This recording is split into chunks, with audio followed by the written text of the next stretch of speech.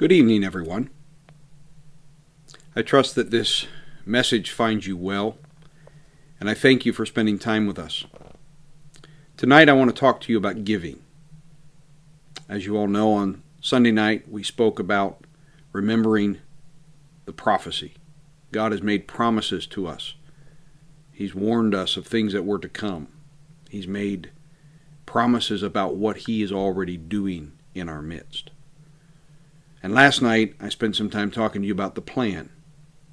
I'm very excited about the fact that we are opening our second campus, our digital campus, and that we're taking the opportunity in this season to build that area of letting the gospel message be shared around the world. And so tonight I want to talk to you about giving. And giving is something that in many churches is not handled very well. I trust that you understand that in Newark we have tried to strike a different path than most. Giving should not be something that is done under compulsion. It should not be done under pressure. Giving should not be about rules. Giving should be about relationship. Giving is something that works best because we are walking in the Spirit, because we are following the leading of the Spirit of God, because we have the vision of God, because we remember that all that we have is His. It came from Him. It will return to Him. And He is the one who cares for us. He's a good provider. He's a faithful God. And we trust Him. We have faith in Him.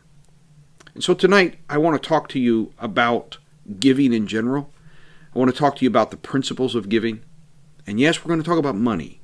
Tonight, giving is not that broader category of other things that we give in, but tonight I'm going to speak very specifically about money.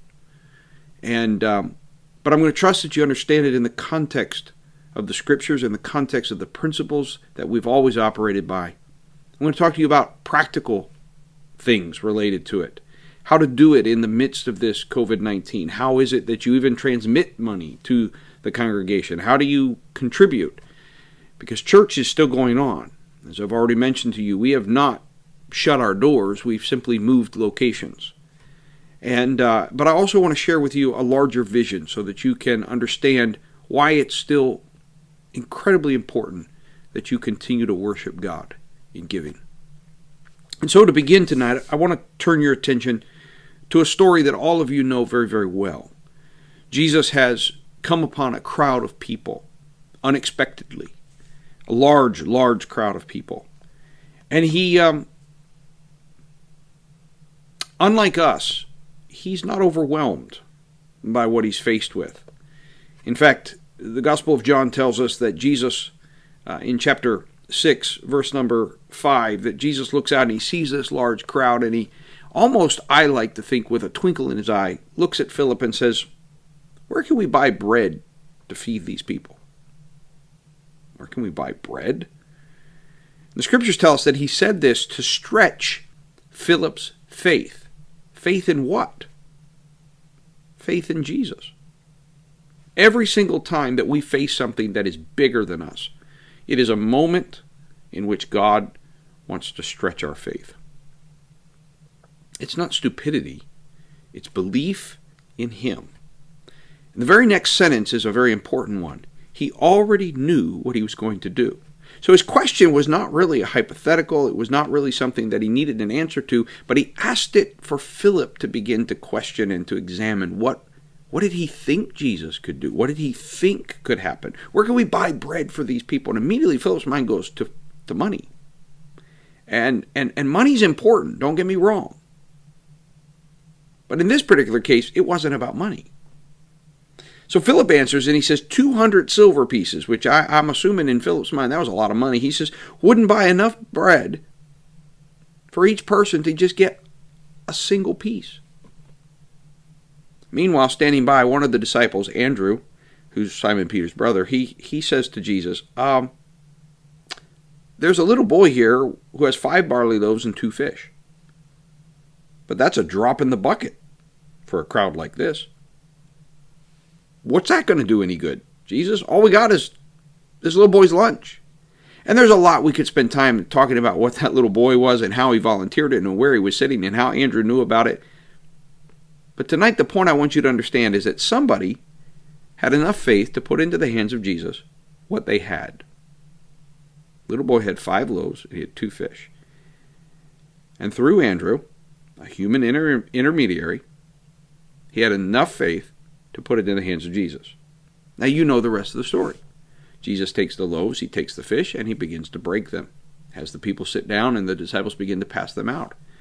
And basket after basket goes forth until at the end we're told that he tells them to gather up the leftovers so nothing is wasted, and they went to work and they filled 12 large baskets with leftovers from the 5 barley loaves and the 2 fish. So I ask you tonight, is Jesus the same yesterday, today, and forever? Does he not know what he's doing? Does he not know your needs? Does he not know the church's needs?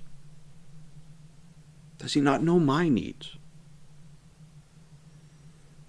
Is it possible that in the midst of this, where jobs have been affected, income may have decreased, maybe fears have risen because of the unknown, we're more cautious, perhaps even fearful? Is it possible that even in the midst of all of this, Jesus knows exactly what he's doing? That's my starting place with regard to giving. We do not give out of compulsion, and we do not give out of fear. We don't give because of pressure. We give because we know that when it comes to our care, nothing has really changed. Oh, it feels like it's changed. Don't get me wrong. I am completely, acutely aware that things have changed. But that's from a purely human perspective. From God's perspective, we came into this world with nothing, and everything we have came from him, and everything we have will return to him. And that was true before COVID-19, and it's true now. God's the one who maintains the world, the earth spinning on its axis, the sun, the moon, and the stars, the cycles, the rain, the weather. Nothing's changed. So what's changed is us. The challenge tonight is for us to recognize that we have been impacted. We have been changed. And we have to realign ourselves. And so how do we do this? So there's 2 questions that I want you to consider.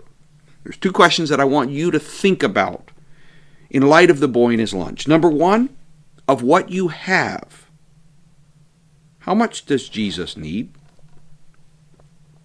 Please understand that the little boy gave his lunch to Jesus. Jesus needed, if you will, his 5 loaves and his 2 fish. Did the little boy starve? The answer is no. In fact, the scriptures tell us that he and everyone else had as much as they could eat, which, knowing little boys, at least the little boys that live in my house and the little girls, it's more than 5 loaves and 2 fish. So when you ask the question of what I have, how much does Jesus need? That's not a question of, okay, how much am I going to go without? It's how much am I going to place into his hands to multiply and ultimately take care of me. Second question is, of what you have, how much do you need, or how much do you even want Jesus to multiply? I wonder if there were others who had lunch. Maybe some fish, maybe some bread, maybe some cheese, and held on to it. Jesus was very generous. Scriptures say that everybody ate, but they did not get to be a part of the miracle. They did not get to see that it was their loaves and their fish that fed thousands. So I return again to the second question of what you have, how much do you need, or how much do you want Jesus to multiply? Do you want to be a part of a miracle? Do you want to be able to tell stories of testimony about what God did in the midst of COVID-19, in the midst of these problems? Giving is central to that. Let me give you 3 principles that if you've been around Newark at any length of time, you already know this. Number 1, your giving is always to be given in relation to your increase and what you have. God doesn't ask for everything. He asks you to give from what you have, and He asks you to give based upon your increase. Nothing's changed. Honestly, if you have nothing, then you have nothing to give. If you've had no increase, if you've received no income, then do not feel bad if before COVID-19 you had income and now after COVID-19 you don't. Because your giving is always in relation to what you have, and it's always in relation to your increase. Number 2, giving, the way Jesus wants you to give, is always generous. Generous is not giving everything. Generous is giving without being hung up. It's you're free. You're not controlled by your money. You're not controlled by being a spendthrift, and you're not controlled by being frugal. You're not controlled by your money. Rather, you control your money. It's a tool. It is something that God has given you, and you attempt to be a good steward of it. And so when you see a vision and when you see a need and God prompts you, you give freely. That's generosity. You give without reservation. This is why there cannot be pressure and there cannot be compulsion involved with giving. COVID-19 feels like pressure. COVID-19 feels like fear. COVID-19 feels like I got to get control of things. And you might feel that with regard to your money. And I'm calling to you, saints, don't do that. You came into this world with nothing. You will return out of this world with nothing. And everything you have in this world has come from God. Give generously. Number 3, give as you are led by the Spirit. Give as you are led by the Spirit. You are a church that I have stood before time after time after time when a need has been expressed, maybe from a missionary, maybe from our local church, and said, church, I know you can pray. Pray and give whatever He tells you to give. That's all I'm going to ask you to do. COVID-19 is going to try to attack that freedom that is there. Resist it. COVID-19 and this atmosphere is going to try to have you begin to take control of life by means of what you're doing with your money. The money's no more yours now than it was before COVID-19. Nor are you more dependent on it now than you were before. My God shall supply all of your needs according to His riches and glory in Christ Jesus. Give in relation to your increase in what you have. Give generously. It's not really about an amount. It's about the freedom. It's about the worship. And give as you are led by the Spirit. Now, the reality is it's a little different now because we're not in church. And so that's another problem that we're facing right now, is that our normal habits aren't in place. And so we might be a little lost in how does this work. And so the first thing I want to point out to you is those of you that have been mailing in contributions, thank you. Your faithfulness is so appreciated. God is noting your faithfulness. And I want to say on behalf of the staff and on behalf of the church at large, thank you. Yes, we're trying to save money. We are not heating buildings. We've got other things that are decreased costs, but we've also got other costs that are the same, and we've got other costs that are increased. Your faithfulness in mailing in your contributions has been a joy to watch. And so if you haven't been doing that, if you've just kind of got out of the habit of it, I encourage you to do so. Our mailing address is on our website, newarkupc.info. Mail them in. It's the post office box, not the physical address.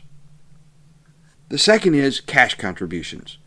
Now, when I first addressed this, when we first stopped having service in March, I didn't know how long we were dealing. And so I told those of you that normally give in cash, just stockpile the money. Folks, we're looking at, as I've already mentioned, I think months before we come back physically together. You do not want to mail cash. It's not secure. So if you'll call the church office, they will give you instructions of the location where you can securely drop cash. I'm not asking you to come out every week, but if you're a cash giver, if you would once or twice a month, safely and carefully, get in your car, drive to the location that you can get whenever you call the church office, and drop your cash contributions there. I'm not even asking you that you need to go and turn it into a money order. If you're able to do that, great. Then just mail it if that's more convenient. But if not, just drive to the location. It will not take you long. Drop it and continue to contribute. Now, for those of you who've been waiting for this for a long time, I have good news tonight. If you go to our website, newarkupc.info, there's a tutorial there that'll show you how to digitally give. And where do you digitally give? Right at newarkupc.info. When you go to the website, you will now notice, some of you may have already found it and wondered what it was. There's a little circle in the bottom right corner of every single screen on our internal website, newarkupc.info. That little circle has a weird little figure, a little guy, and if you click on it, that's a giving platform called Rebel Give. There's a tutorial there on a card called Giving, and you can see how to set up your account and how to give, either using your checking account, your savings account, or even a credit card if you have points that you like to obtain. It doesn't cost anything except the flat fee that the church pays for the service each month. The rest of it does not cost anything. If you use a credit card, there is a service fee for the credit card, but there's no further cost to your contribution or to the church. Go and watch the tutorial if you're interested in that. These are your 3 ways to give.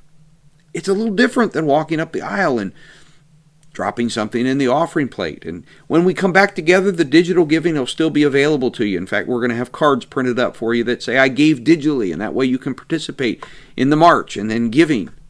But you've got 3 ways to give. Mail your contributions in to the church post office box.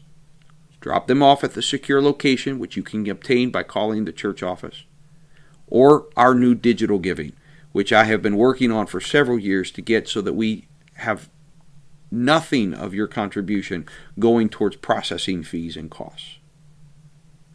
Now, let me remind you, because of the digital giving, you have to give each category one at a time. In other words, you can't give a lump sum and then tell us this much for tithes or this much for offerings or this much for missions. You have to give the amount you want for tithes, then you give the amount you want for offerings, then you give the amount for missions. So in light of that, let me draw your attention to tithes are really simple, folks. They started under Abraham. They were a part of the promise of God to Abraham. They continued through the law and into the New Testament. Whatever your increase is, tithes is 10%. It's real simple. It's a dime on a dollar. It's $1 on $10. It's just move the decimal point one place. Your faithfulness in giving is about relationship, though. Not about laws. It's not about commands. And remember, the little boy gave to Jesus through the hands of Andrew. You're giving to Jesus through the hands of the church. It's that simple. Nothing's changed in COVID-19. Just how you get it to us. It's still in relation to what you have. It's still in relation to what your increase is. And then offerings, as you know from our discipleship classes, are a measure of trust. Jesus didn't tell us how much to give. It's not specified. It's a reflection of how much do you want him to multiply? How much do you need him to multiply? What does the leading of the Spirit call you to? How generous are you willing to be? Offerings have 2 applications. The local offerings, which are for our local ministry. And we need your prayers, but we also need your financial support. Many of our pastoral team are volunteers, but there are several of us that are not.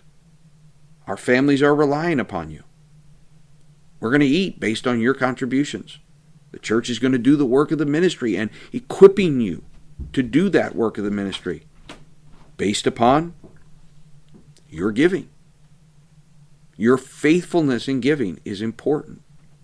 This is probably the most explicit I've ever been in speaking to you about giving. But I feel like I have to be this specific because we're in a season in which COVID-19 is causing us to think that some things have changed. And as I've been reiterating tonight, they have not changed. They really have not.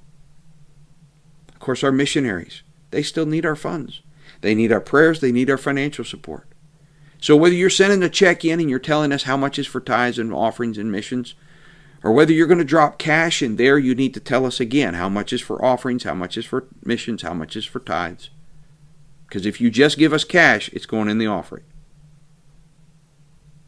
Or whether you're going to digitally give, which means you got to give, if you're giving to all three, you've got to give 3 times. It won't cost you any extra. It's not that hard. It's very simple. Watch the tutorial. But I want to close this out with an understanding that our giving is about vision. During this season, we're taking the opportunity to complete some projects on our physical campus. There's going to be some exciting new things when you come back. Things will have a different look on a few areas. Some of these you already knew were coming, but we're just taking the opportunity to be careful and be safe, but also to do work, to be ready for when we come back together. But we're also opening a new campus. I'm so excited about our digital campus. I hope that you're enjoying and will enjoy in the upcoming months the innovations and things that we do. And no, these are not as expensive as a physical campus, but there are expenses related to it. There are things. You're helping us open our second campus. And so in this season of a lot of confusion, in this season in which we don't know when we're going to be able to come back together, in this season where there's a lot of fear, I return you back to the little boy. He had 5 loaves and 2 fish. He saw that there was a need. So he put it in the hands of Andrew, who put it in the hands of Jesus. And Jesus multiplied it. So tonight as I close in prayer, I'm going to ask you, just as I do in church, to pray with me and to ask God, God, what do I need to adjust in my giving? It might be nothing. It may have been that you've been doing exactly what you should do, but would you ask Him? And maybe you've fallen off in giving and you've thought, well, I'll take care of it when I get back to church, but that's going to be months from now. Don't cut yourself short of being able to worship. And maybe you've been giving, but you've been giving in a way that you're a little fearful and you're holding back a little bit and you're just a little nervous. I want you to pray with me right now. Give based upon what you have and your increase. Give generously. And give as you're led by the Spirit. Lord Jesus, I pray tonight that the words of my mouth have been heard with hearts that are open to your Spirit. Lead and guide your people. God, you have provided for your church, but you've also provided for it through our giving. And so tonight I pray this very simple prayer. Speak to the hearts and minds of Newark UPC. Give them calm and peace that passeth all understanding. God, let them know what you need. Help them to lay aside any fear and caution and to live in freedom and generosity. God, help them to be willing to give based upon what they have and based upon their increase, even if that's changed. God, help us to be a Spirit-led people. And I thank you, Lord. And I praise your name. Newark UPC, you have always been a giving church. I thank you. I know that you're going to continue to give. And I thank you. I have confidence in you. I believe in every single one of you. And in this season, let's seize the opportunities. Let's not just look at this as, oh, we got to get through this, but let's see what God can do in the midst of us being willing to be faith-filled, generous, and Spirit-led. I love you all. You're an awesome group of people to pastor and to serve. The best is ahead of us. We have a promise. The prophecy is spoken. Be a part of it. Let your giving be a part of the miracle. Don't be left out. Be a part of the miracle that's happening in our midst. Follow the leading of the Spirit. God bless you all. I love you. Good night.